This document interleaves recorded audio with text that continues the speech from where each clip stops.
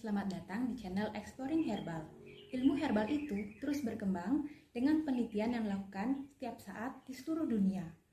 Channel ini membantu Anda untuk memilah dan juga menyajikan video dengan informasi yang terbaru dan tentunya terpercaya.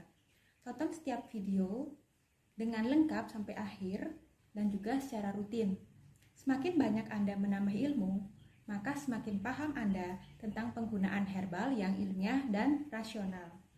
Selamat menyimak!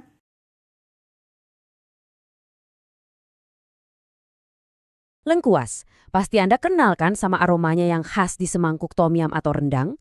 Tapi pernah kepikiran nggak, di balik perannya di dapur, rimpang yang kelihatannya sederhana ini ternyata nyimpen kekuatan rahasia. Sebuah jembatan yang nggak kita duga antara resep-resep kuno nenek moyang kita dan laboratorium super canggih. Yuk kita kupas tuntas.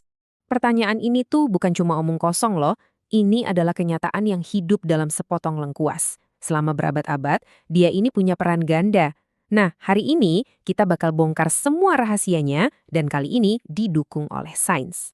Coba lihat ini. Di satu sisi, kita kenal dia sebagai jahe Thailand, pemberi nyawa buat banyak masakan Asia. Tapi di sisi lain, nama aslinya itu Alpinia galanga, sang penyembuh yang dihormati banget di kitab-kitab pengobatan kuno. Dua dunia yang berbeda, tapi ada di dalam satu rimpang yang sama. Oke, kita mulai dari tempat yang paling kita kenal dulu ya, dapur kita sendiri. Mari kita lihat lebih dekat lagi rimpang yang sering banget kita temuin ini. Jadi, lengkuas itu sebenarnya apa sih? Gampangnya, bayangin aja, dia ini sepupuan sama jahe dan kunyit. Asalnya ya dari sini-sini juga, dari Asia tropis. Tapi, yang menarik, jauh sebelum jadi bumbu masak, di India kuno dia itu udah punya nama kehormatan, Kulanjan. Ini buktikan kalau dari dulu banget, lengkuas itu emang lebih dari sekedar penyedap. Dia itu penyembuh. Nah, dari dapur sekarang kita pindah ke lemari obat kuno. Karena disinilah lengkuas bener-bener nunjukin kekuatan tersembunyinya. Dan coba lihat deh, pengakuannya itu mendunia. Di India, dia diandelin buat tenangin perut. Dalam tradisi Unani, dia dipakai buat nguatin jantung. Di Tiongkok sama Thailand, dia jadi andalan buat melegakan nafas. Padahal mereka ribuan kilometer terpisah, nggak ada internet, tapi peradaban-peradaban kuno ini sampai pada kesimpulan yang sama. Ini bukan kebetulan, ini bukti nyata. Ini nih contoh paling konkretnya gimana ilmu ini tuh hidup di tengah masyarakat. Bukan cuma resep tabib kuno yang rumit, tapi jadi obat rumahan yang simple yang diwariskan turun-temurun. Cuma bubuk lengkuas campur madu. Ini benar-benar definisi makanan sebagai obat kan? Oke, sejarahnya emang luar biasa. Tapi gimana kalau kata sains modern? Nah, sekarang kita bakal pakai kacamata mikroskop. Dan kita bedah bareng-bareng rahasia kimia di dalam rimpang ini. Jadi, kunci kekuatannya itu ada di fitokimia. Ini tuh senyawa aktif dari tanaman. Anggap aja ini semacam apotek mini dari alam. Nah, lengkuas ini salah satu apotek dengan koleksi obat yang paling lengkap. Dari ratusan obat yang ada di dalamnya, ada 3 jagoan utamanya nih. Pertama, ada senyawa yang fungsinya kayak perisai. Dia ngelindungin sel tubuh kita dari kerusakan atau yang kita kenal sebagai antioksidan. Kedua, ada senyawa yang perannya kayak pemadam kebakaran buat ngeredain peradangan. Dan yang paling keren, ada senyawa ketiga yang lagi diteliti banget karena kemampuannya buat ngerem pertumbuhan sel-sel abnormal kayak sel kanker. Jadi, pertanyaan terbesarnya sekarang, semua klaim turun-temurun itu bisa dibuktiin secara ilmiah nggak sih? Yuk kita lihat apa kata data dari laboratorium. Dan hasilnya luar biasa. Waktu diuji buat peradangan, ekstrak lengkuas ini sukses ngurangin bengkak. Waktu diadu sama sel kanker payudara di lab, dia bisa nyuruh sel jahat itu buat ancurin dirinya sendiri. Bahkan, pada hewan uji coba diabetes, terbukti bisa nurunin kadar gula darah. Jadi ini bukan lagi cuma cerita orang dulu ya, ini data. Tapi penelitiannya nggak berhenti di situ aja. Sekarang para ilmuwan udah ngeliat jauh ke depan, mereka pakai teknologi nano, dan akhirnya mereka nguji ini ke kita, manusia.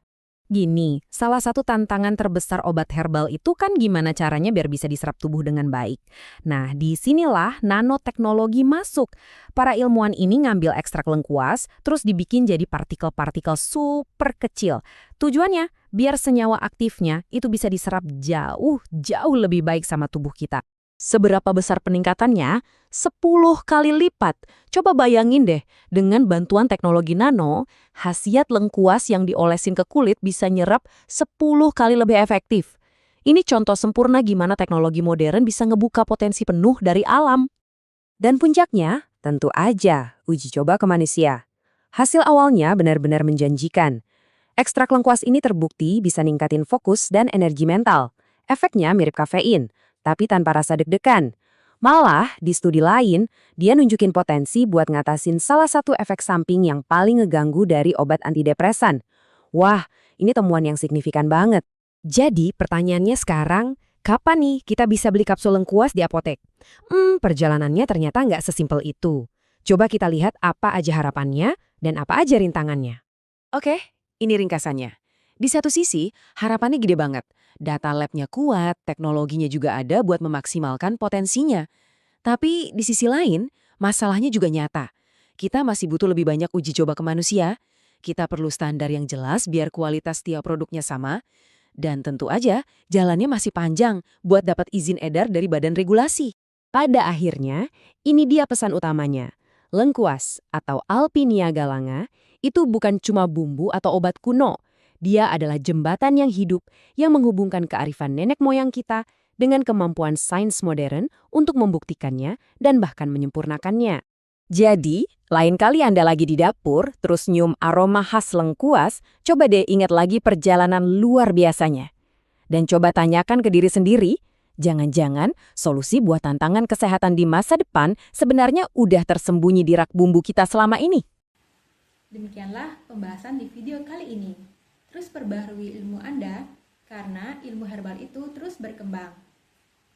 Jangan lupa aktifkan lonceng notifikasi sebagai pengingat. Dukung juga channel ini untuk terus berkembang dengan klik like dan subscribe.